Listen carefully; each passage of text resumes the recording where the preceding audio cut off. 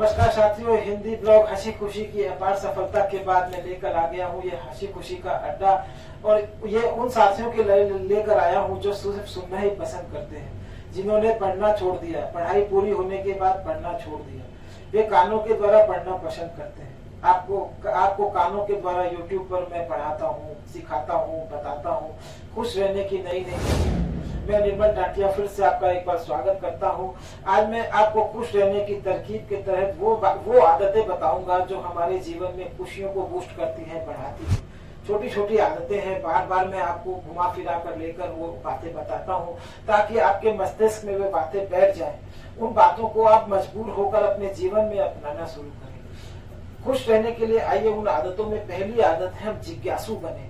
हर चीज को जानने और समझने का प्रयास करें, सीखने की कोशिश करें, उसकी आदत डालें। जो बातें मन में विचार, नई नई बातें जब हम अपने विचार को, नए नए विचार, नई नई बातें जब अपने मस्तिष्क को देते हैं तो हमारे जीवन में खुशियां आती है, हमारे जीवन में खुशियों के संबंध बढ़ते हैं, हमारा खुशियों से नाता होता है। इस तरह पहली आदत है कि हम जिज्ञासु बने। दूसरी आदत, हम रोज एक्सरसाइज जरूर करें। एक्सरसाइज करने से हमारे शरीर में, सारे शरीर में रक्त का परिभ्रमण, ऑक्सीजन का परिभ्रमण सुचारू रूप से होता है और हमारे जीवन में हंसी खुशी के रासायनिक तत्व जैसे डोपामाइन, ऑक्सीटोसिन, डोपामाइन, ये सब तैयार होने लगते हैं, रिलीज होने लगते हैं और हम खुशी महसूस करते हैं। इसी तरह इस कड़ी में हम हंसने की आदत जरूर डालें, खुलकर हंसे। इस तरह हंसने से हम अपने आसपास के माहौल में खुशियां भी फैलाते हैं और हंसने से हमारे शरीर में ये सब रासायनिक तत्व, डोपामाइन, ऑक्सीटोसिन, ये सब अपने आप रिलीज होने लगते हैं और हम खुशी महसूस करने लगते हैं। हम जीवन में लगातार खुश रहने के लिए अपने फाइनेंशियल डिसीजन खूब सूझबूझ से लें। इसके लिए जरूरत हो तो हम अपने फाइनेंशियल एडवाइजर से सलाह करके सारे फाइनेंशियल डिसीजन लें। यह हमें जीवन में बहुत काम देता है। हम अपने सारे फाइनेंशियल डिसीजन अपने आप स्वयं नहीं ले सकते क्योंकि हमारा एजुकेशन सिस्टम उतना प्रभावी नहीं कि हम अपने छोटे छोटे डिसीजन भी अच्छे ले सकें। इसलिए हम अपने डिसीजन के लिए जरूरत होने पर उन लोगों से सलाह करें जिन्होंने फाइनेंस के मामले में अचूक सफलता प्राप्त की है और अपने फाइनेंस डिसीजन उस तरह से लें। हम अजनबियों के साथ घूमें, बातें करें। अगर मौका मिले तो सुबह की वॉक करें और पार्क में अजनबियों से बातें करें। यह भी खुश रहने की एक अचूक आदत है।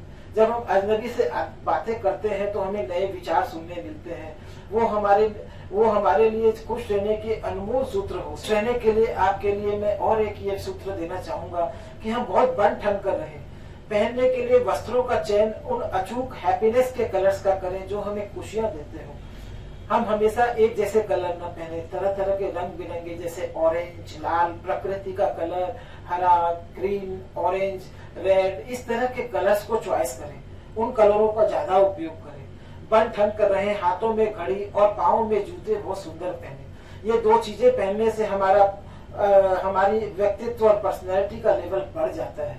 अपनी खुशी को चेहरे की चमक की तरह बनाकर रखें। हमेशा चेहरे पर प्रसन्नता के आभूषण, मुस्कान को धारण रखें। जब भी बोले ऐसे शब्दों का प्रयोग करें जिससे वाणी से अमृत बरस रहा हो।